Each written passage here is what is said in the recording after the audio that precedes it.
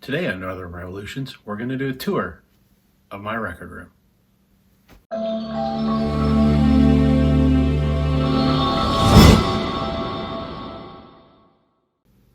Hi everybody, welcome back, or welcome if you're new.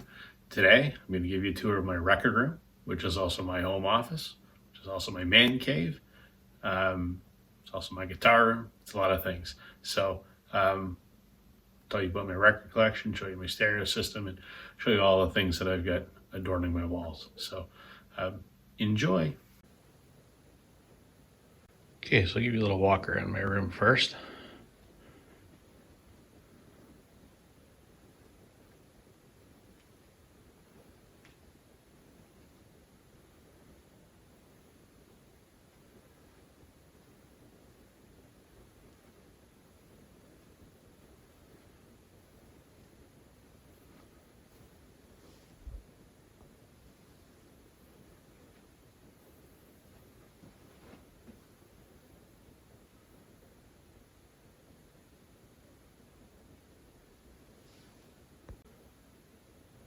There you can see my record collection. Like just about everybody else, I use Kallax units from IKEA. I love them. They're perfectly suited for record collecting. I think they look nice. They're affordable. I like that you can get a lot of different sizes. I've got two 4x2 units placed side by side. As you can see, my collection doesn't fill the entire unit yet, but I think within the year it will. And then I'll have to figure out what I'm going to do after that. Right now, the collection's got about 550 records in it.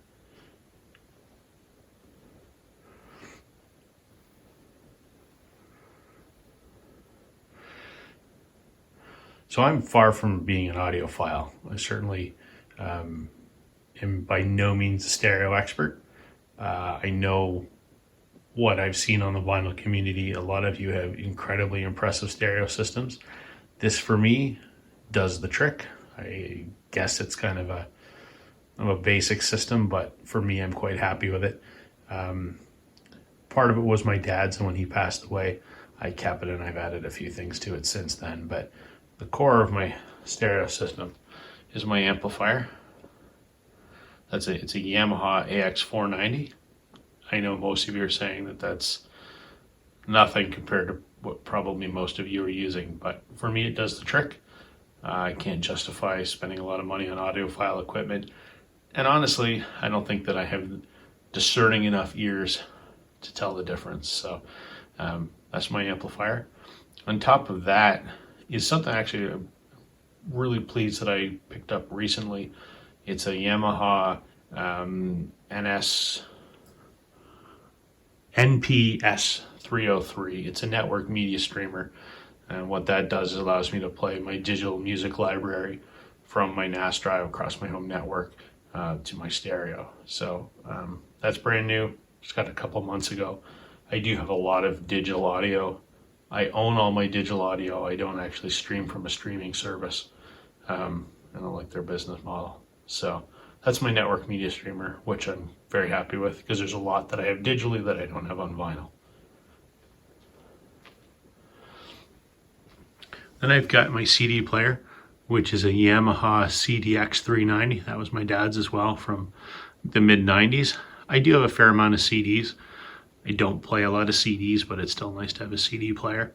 And then I've got my tuner there, which is a TX500U. I don't listen to a lot of radio either. It's nice for listening to ball games in the summer, and that's about it.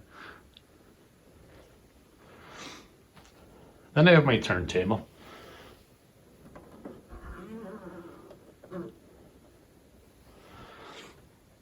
It's a Sony PS11 direct drive table. I'm very, very happy with this turntable. I got it in 2004 for $10. I love it. It's a nice direct drive table. I'm a big fan of direct drive tables. I like the fact that I don't have to replace belts on them. I don't seem to have any of the vibration noise that some people complain about. The table has served me very well. Someday I'd like to pick up a Technics SL1200, but until such time, this one does the trick.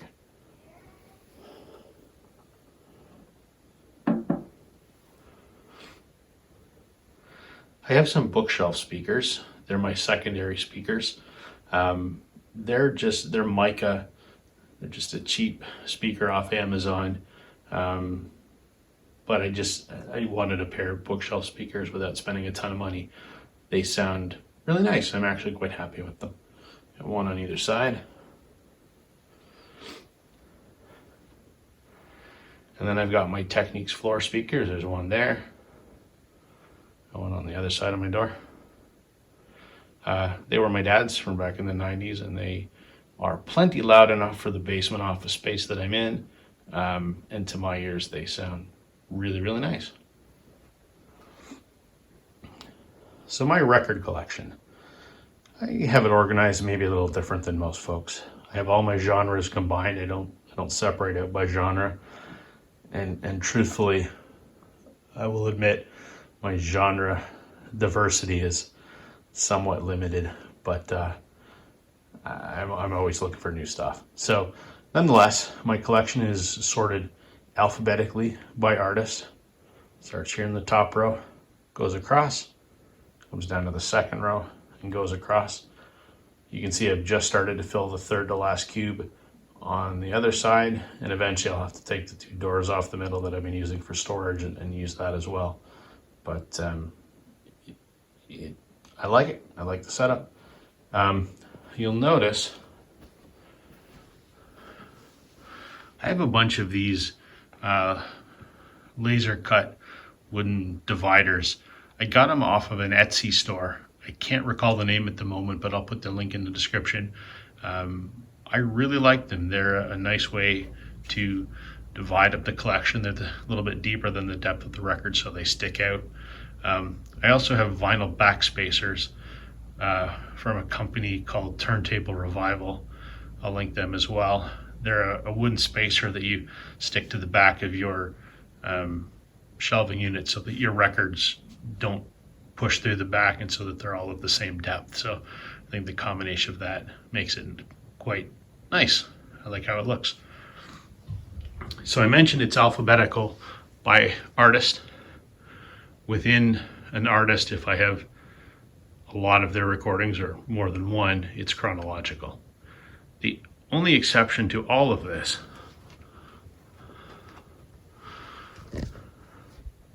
is that the Beatles comes first, because they're my favorite. And my Beatles collection, starting left to right, are all my British and UK first pressings, then my Canadian first pressings, because I'm in Canada.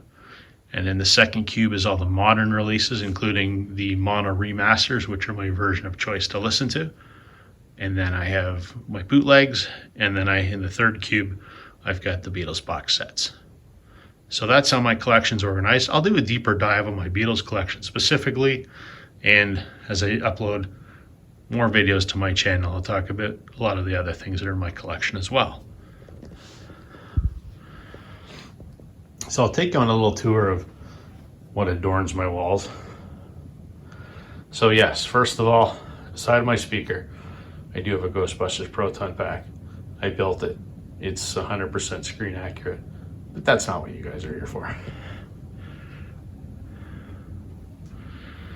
So the first thing I've got there is an autographed drum head from a guy named Alan Doyle.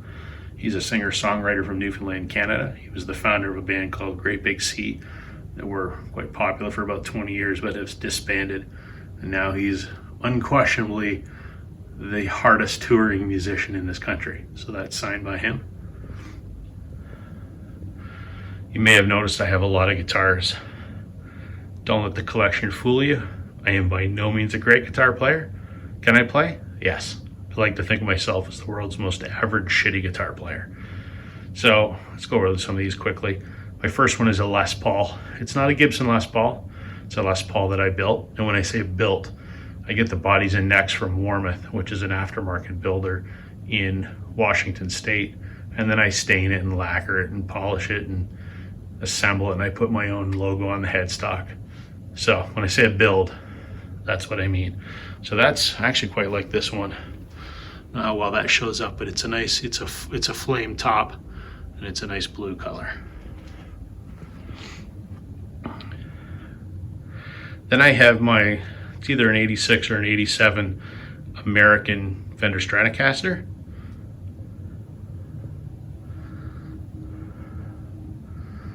So taking a look at some of the artwork on my wall just above my stereo.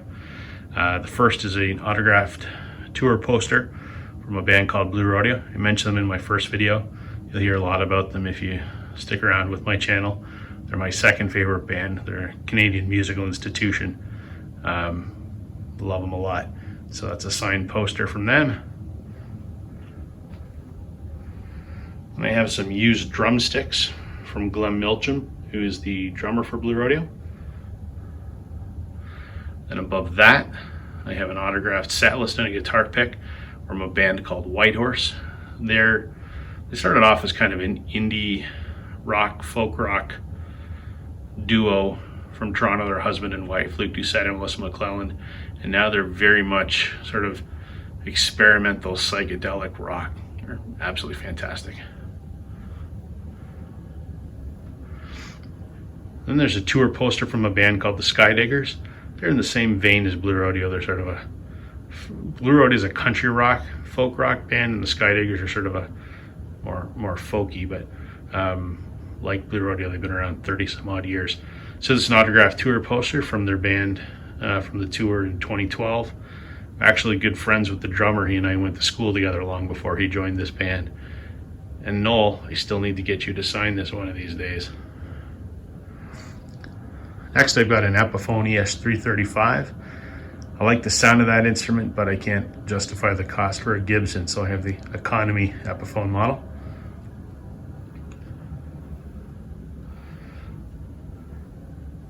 Next thing I've got there is an autographed picture an autographed photograph that I took.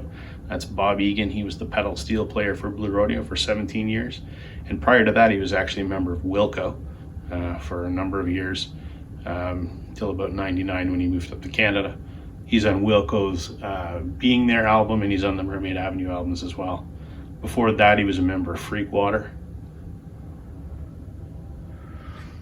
This is another photograph that I took and had signed. These are two very talented Canadian musicians that even fans of Canadian music may not have heard of. That's Dustin Bentall and Kendall Carson. Dustin is the son of Barney Bentall. His dad, Barney Bentall, is Barney Bentall and the legendary Hearts. They were a rock band that had some popularity in the 90s up here in Canada. And Kendall is the best fiddle player in this country, and she has played with everybody, including Elvis Costello. Right now she's touring with Alan Doyle. She's been in his band for 5 or 6 years. So that black guitar there is a 72 Telecaster Deluxe. It's not a Fender, it's one of my builds. A couple of Blue Rodeo pieces here. That's an autographed publicity shot signed by the whole band from the release of their Nowhere to Hear album, which was in the early 90s. And then that is an autographed Blue Rodeo set list from a concert they did in Hamilton Place, which is in Hamilton, Ontario, in 2005.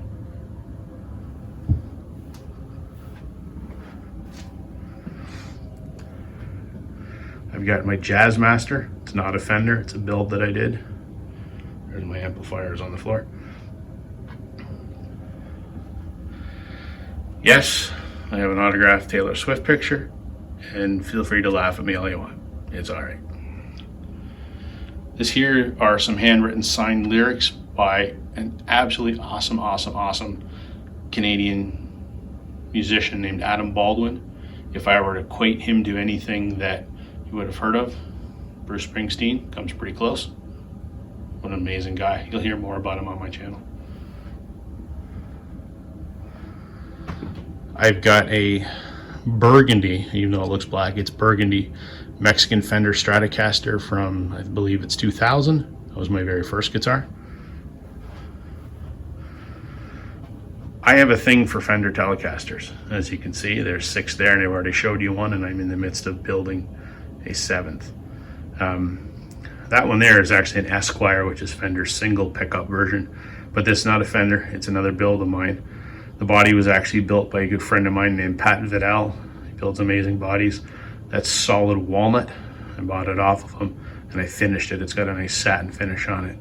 And then the neck came from Warmouth. Yes, I have an autographed Taylor Swift album as well. And again, feel free to laugh at me. Next, I've got a 1999, I believe, Mexican Telecaster, which is my second guitar. I have an autographed Bryan Adams album. That's his Shine a Light album. Then I have my baby, my 1978 Fender Telecaster. I love that guitar. I would run into a burning building to save it. It's as old as I am. It just plays like a dream. And I have an autographed Bangles record.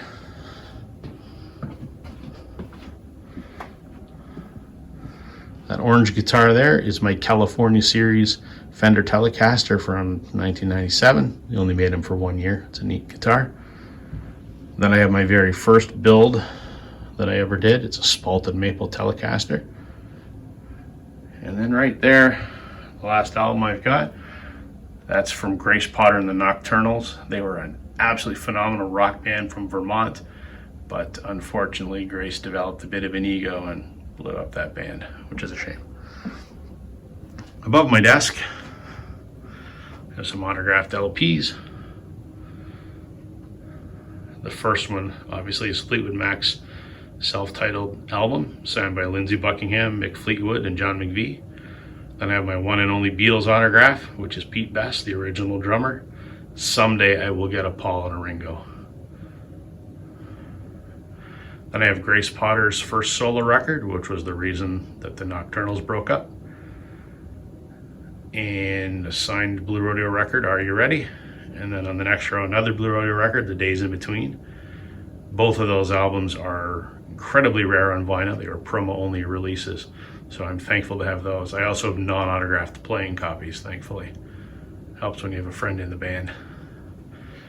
Then I have an autographed Bangles record signed by the original lineup, including Annette Zelinskis, who was the bass player before Michael Steele. There's an autographed album from the band signed by Robbie Robertson. And the last one there is The Best of the Beach Boys, signed by Mike Love and Al Jardine. I don't have a Brian Wilson, but one of these days, I will get one.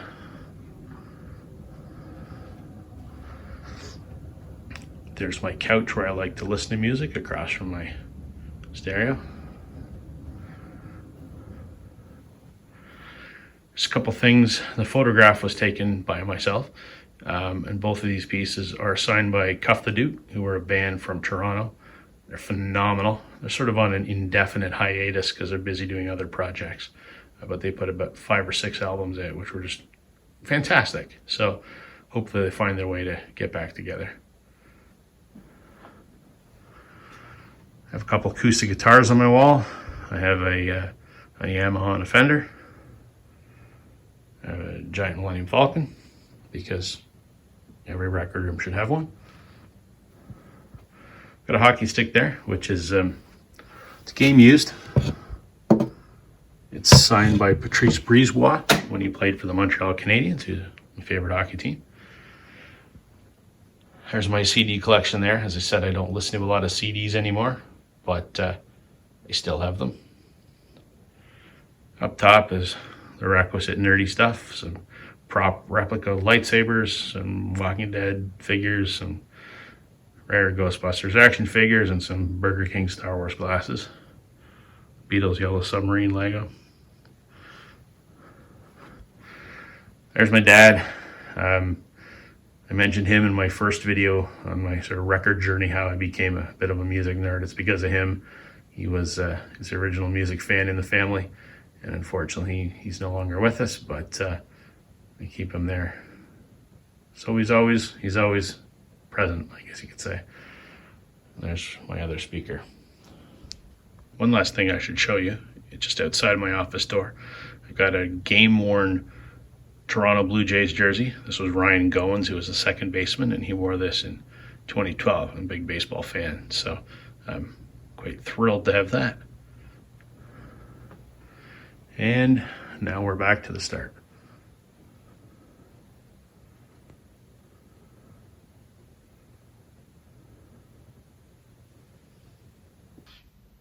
All right, everybody, that concludes the tour of my record room. I hope you found it entertaining. I hope that you'll come back and see some more of my videos as I upload them sort of on a weekly basis. I hope you will give me a like, maybe a subscribe, and let's talk more about records. Thank you, Vinyl Community, and we'll see you again soon.